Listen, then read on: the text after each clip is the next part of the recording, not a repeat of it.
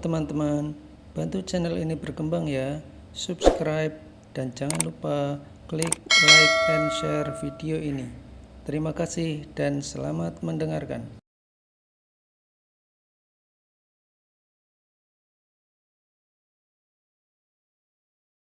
Bab ke-13.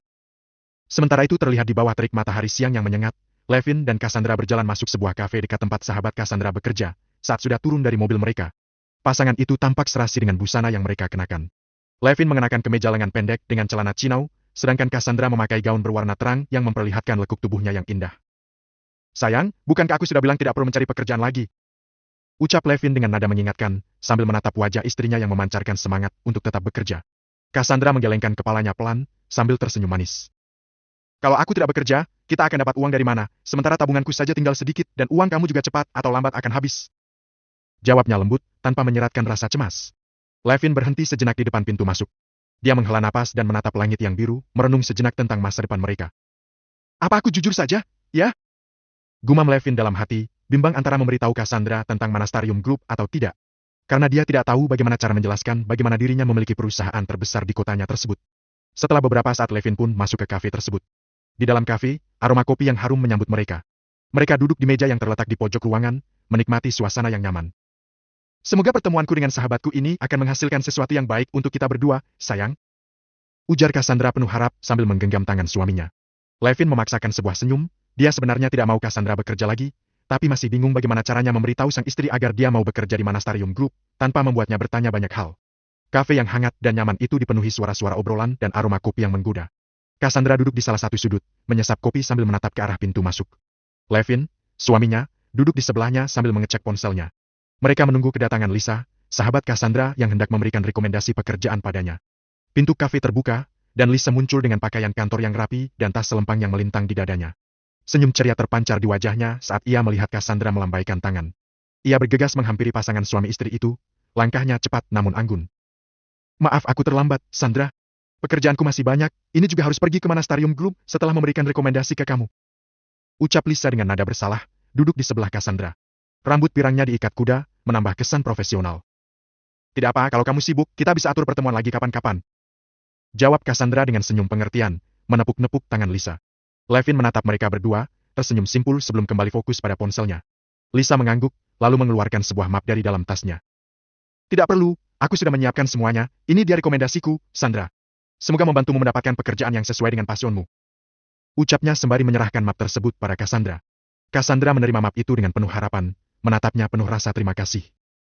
"Terima kasih banyak, Liz. Aku benar-benar beruntung punya sahabat sepertimu," ucap Cassandra dengan mata berkaca-kaca. Lisa tersenyum hangat, menggenggam tangan Cassandra erat sejenak, menunjukkan dukungan dan persahabatan yang tak tergoyahkan.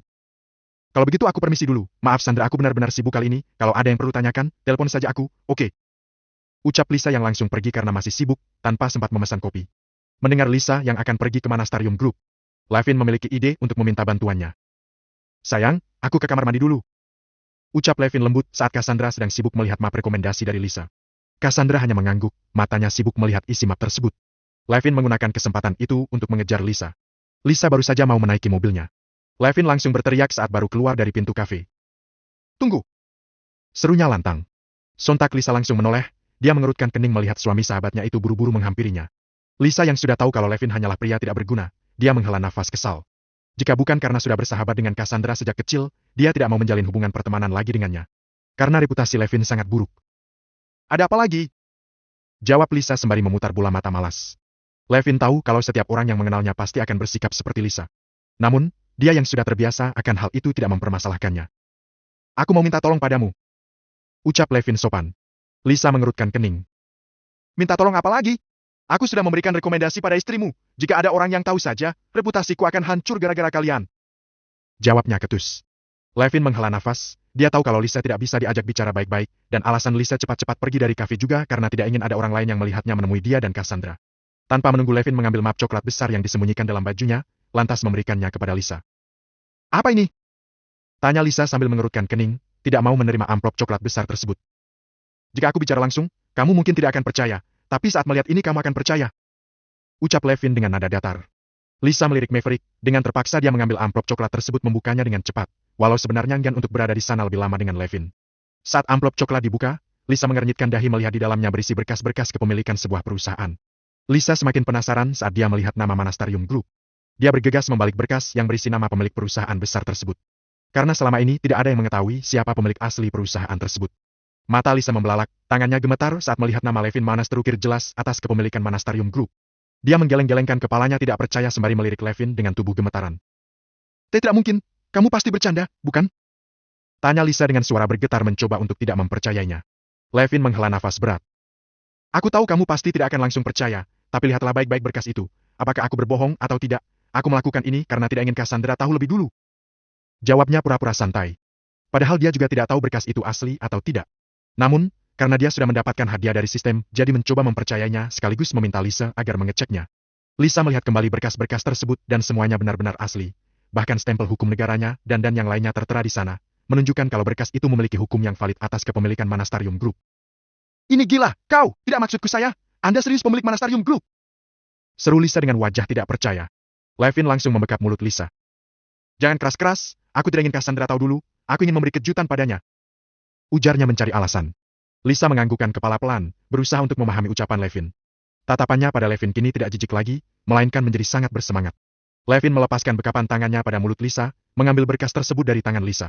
Karena dia memang sedang mencari jalan keluar untuk membantunya menemukan cara memberitahu sang istri tanpa membuatnya semakin bingung. Jadi apa kau akan membantuku? Tanya Levin sembari memasukkan berkas itu ke dalam bajunya lagi. Tentu saja, Tuan Manas. Jawab Lisa sopan dan mantap, sikapnya langsung berubah 180 derajat. Bab ke-14. Manastarium Group, sebuah perusahaan yang dikenal memiliki modal sangat besar, kini tengah menyelenggarakan rapat besar-besaran di lantai paling atas gedung mewah mereka. Sejumlah direksi dan manajer berkumpul di ruangan tersebut, duduk di kursi-kursi mahal yang dilapisi bahan kulit, sambil membahas strategi bisnis terbaru yang akan diterapkan.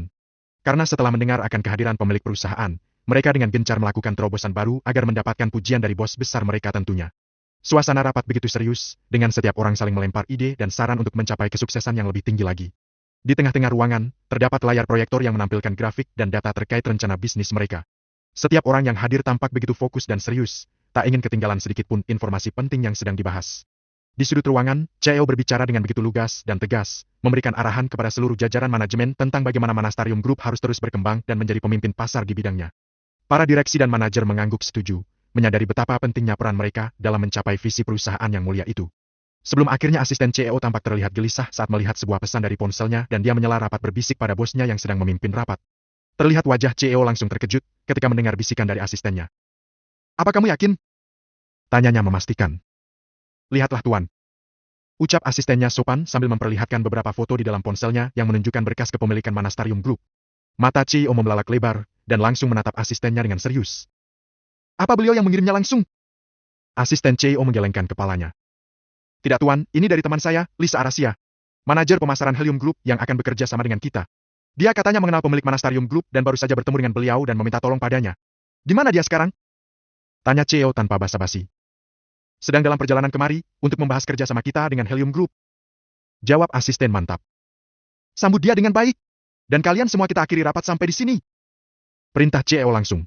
Sontak saja para jajaran Dewan Direksi bingung, tetapi mereka tidak bertanya lebih lanjut dan membubarkan diri, kembali ke tempat masing-masing. William terlihat penasaran apa yang dibicarakan oleh bos dan asistennya yang sedari tadi berbisik-bisik. Akan tetapi dia tidak berani bertanya pada mereka. Di balik kemewahan dan kesuksesan Manastarium Group, tersimpan berbagai intrik dan persaingan sengit di antara para pejabat perusahaan tersebut. Setiap orang berusaha sekuat tenaga untuk mendapatkan posisi yang lebih tinggi dan pengakuan dari atasan, bahkan jika itu berarti harus menjatuhkan rekan kerjanya sendiri. Terkadang, kepentingan individu mengalahkan kepentingan bersama, membuat suasana di perusahaan itu semakin tegang dan penuh ketidakpastian.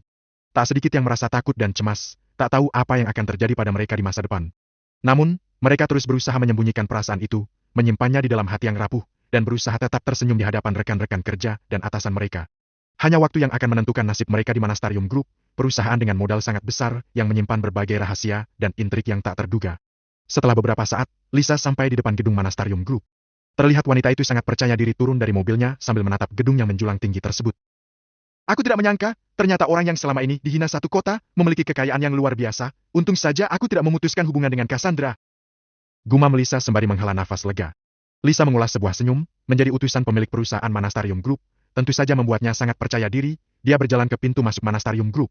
Mata Lisa membelalak ketika melihat ada beberapa orang penting menunggu dirinya di depan pintu masuk Manastarium Group, termasuk sang CEO. Nona Lisa, selamat datang. Ucap asisten CEO sopan. CEO yang mendengar asistennya menyapa Lisa langsung maju ke depan dan mengulurkan tangannya. Nona Lisa, saya Burkov Zelakov, CEO perusahaan ini. Ucapnya sopan. Lisa mengulas sebuah senyum, dia menjabat tangan Burkov. Salam kenal Tuan Zelakov, sepertinya akan ada banyak hal yang perlu kita bicarakan, termasuk masalah pegawai Anda yang telah membuat kesalahan besar. Ucap Lisa sembari melirik William yang tampak sedang berdiri di belakang Burkov dengan tegap. Maksud Nona? Tanya Burkov penasaran. Lisa melepaskan jabatan tangannya. Apakah kita akan bicara di sini? Tanyanya arogan, karena sadar jika orang-orang di hadapannya akan takut dengan dirinya yang mengenal pemilik perusahaan. Ah maaf Nona, saya memang bodoh, silakan masuk. Ajak Burkov sopan. Lisa mengangguk pelan, dia pun berjalan masuk di samping Burkov, sementara yang lainnya mengekori dari belakang. Dalam hati Lisa merasa sangat senang, karena dia yang biasanya akan dipandang sebelah mata saat memasukkan perusahaan sebesar Manastarium Group. Karena Helium Group hanyalah perusahaan kecil, kini dia diperlakukan layaknya orang yang sangat berkuasa. Tentu saja itu semua berkat andil nama Levin. William yang berjalan di belakang bersama asisten CEO berbisik pada orang kepercayaan bosnya tersebut. Nona Rebecca, siapa wanita ini? Kenapa Tuan Burkov begitu menghormatinya? Tuan William, lebih jaga cara berbicara dan sikap Anda jika tidak ingin kehilangan pekerjaan. Jawab Rebecca ketus. William mengerutkan keningnya, dia tidak tahu siapa Lisa, tetapi ucapan Rebecca tak dapat diremehkan, sehingga dia pun langsung terdiam. Setelah naik lift beberapa saat, mereka pun sampai di ruangan CEO. Burkov, William dan Rebecca masuk ke ruang CEO, sementara yang lain dikembali ke ruangan masing-masing. Silakan Nona.